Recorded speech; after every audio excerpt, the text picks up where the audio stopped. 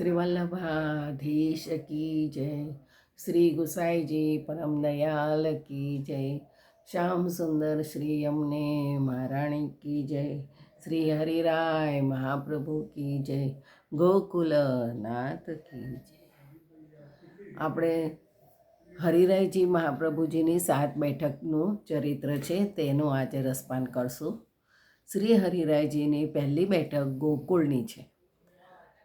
હરિરાયજીની બેઠક શ્રીમદ ગોકુળમાં શ્રી વિઠ્ઠલનાથજીના મંદિરમાં છે. ત્યાં આપ નિત્ય બિરાજતા હતા. ત્યાં આપના કૃપાપાત્ર સેવક હરજીવનદાસ તેને મળીને રહસ્ય વાર્તા કરતા અને પ્રથમ નિરોધ લક્ષણ ગ્રંથની ટીકા પણ ત્યાં કરી છે. આપ ભાગવત સપ્તાહ કરી તેનાથી અનિરુચને સુખ થયું. આ ચરિત્ર હરિરાયજીએ શ્રી ગોકુળની બેઠકમાં પ્રગટ કર્યું છે. શ્રી હરિરાયજીની બીજી બેઠક શ્રીજી દ્વારની બેઠક છે. હરિરાયજીની બેઠક વિઠ્ઠલનાથજીના મંદિરમાં છે. ત્યાં આપ બિરાજી નિત્ય કથા કહેતા. એક દિવસ હરજીવનદાસે વેણુગીતનો પ્રસંગ પૂછ્યો, જેના વ્યાખ્યાનમાં આપના 3 દિવસ અને 3 રાત વ્યતીત થઈ ગઈ. અલૌકિક આવેશ થયો. કોઈને દેહનું અનુસંધાન રહ્યું નહીં. પછી આપે બધાને સાવધાન કર્યા. ત્યાં આપે સપ્તાહ કરી. મહાઅલૌકિક આનંદ થયો. આ ચરિત્ર શ્રી હરિરાયજીએ શ્રીજી દ્વારમાં પ્રગટ કર્યું છે. ત્રીજી ખિમનોરની બેઠક. શ્રી હરિરાયજીની બેઠક ખિમનોરમાં છે. ત્યાં આપ બિરાજ્યા. ત્યાં હાથી, સુખપાલ, ઘોડા તથા ઘુડવેલ અને રથમાં ચારે સવારી પ્રહર પ્રહર ત્યાં ઊભી રહેતી હતી. કેમ કે શ્રીનાથજી ક્ષણ ક્ષણમાં આપને બતાવી રહ્યા હતા. આપ સવારી કરી તરત પધારતા હતા. એક દિવસ શ્રીનાથજીને બાળકૃષ્ણલાલજી શ્રી વલ્લભજીએ શૃંગાર કર્યો. તે પેંડાની ગાદી પાથરવાનું ભૂલી ગયા. ત્યારે શ્રીનાથજી ઊભા રહ્યા. ગંગાબાઈને આજ્ઞા કરી કે હું ઊભો છું.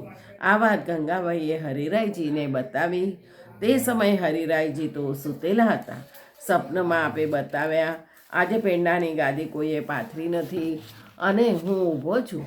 તે સમયે હરિરાયજી ચોંકી ઉઠ્યા અને ઉદ્ધવદાસ ખવાસને કહ્યું, કઈ સવારી ઊભી છે? તેણે કહ્યું, ઘુડવેલ ઊભી છે. તેનાથી આપ મંદિર પધાર્યા.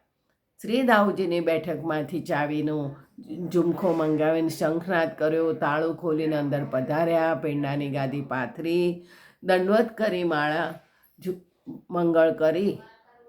દંડવત કરી તાળા મંગળ કરી દાઉજીની મહારાજની બેઠકમાં પધાર્યા. દાઉજી મહારાજે દંડવત કર્યા અને વિનંતી કરી તથા કહ્યું કે આપ શ્રી વલ્લભકુળમાં શિરોમણી છો. કંઈક સેવામાં ભૂલ થઈ હોય તો આપને સેવા કરવી ઉચિત છે. આજે પેંડાની ગાદી પાથરવાનું ભૂલી ગયા. શ્રીનાથજીને પરિશ્રમ થયો. આ આજ્ઞા કરી આપ ખિન્નર પધાર્યા. પછી દાઉજી મહારાજ ઘણી સાવધાની રાખતા હતા. આ પ્રસંગ શ્રીનાથજીની પ્રાગટ્ય વાર્તામાં વિસ્તારથી લખ્યો છે. આ ચરિત્ર શ્રી હરિરાયજીનું ખિમનોરની બેઠકનું પ્રગટ કર્યું છે. ચોથી જેસલમેરની બેઠક. હરિરાયજીની બેઠક જેસલમેરમાં છે. શ્રી ગિરધરજીના મંદિરમાં છે. ગિરધરજી કલ્યાણરાયજીના સેવ્ય સ્વરૂપ છે. ત્યાં આપે જેસલમરના રાજાને આપે સેવક કર્યા અને બીજા પણ જીવોનો ઉદ્ધાર કર્યો. પછી આપે શ્રીમદ ભાગવતની સપ્તાહ કરી, જેમાં મહાઅલૌકિક આનંદ થયો. આ ચરિત્ર હરિરાયજીએ જેસલમરની બેઠકમાં પ્રગટ કર્યું છે. પાંચમી ડાકોરની.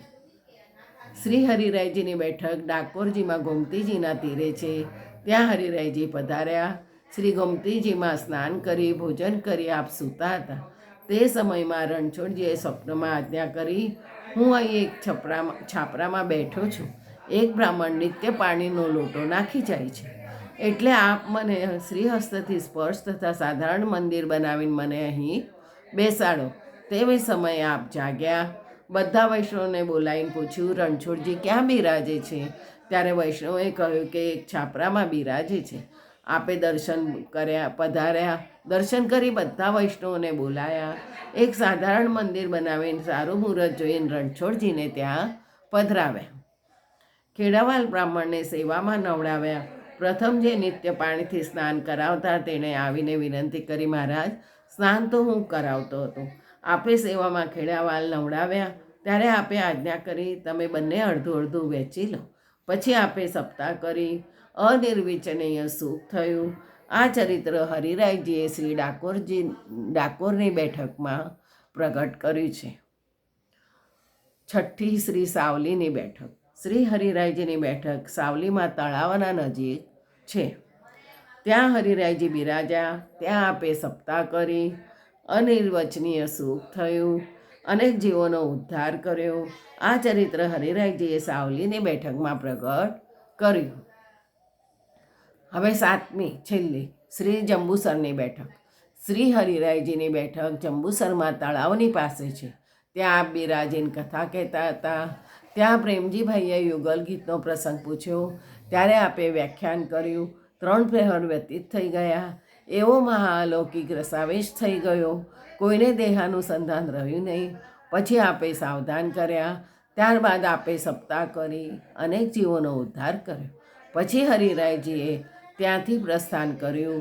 શ્રીજી દ્વાર પધાર્યા. આ ચરિત્ર હરિરાયજીએ જંબુસરની બેઠકમાં પ્રગટ કર્યું છે. આવી રીતે હરિરાયજીની 7 બેઠકનું રસપાન આજે આપણે કર્યું. કાલે બીજું. જય શ્રી ગોખલેસ.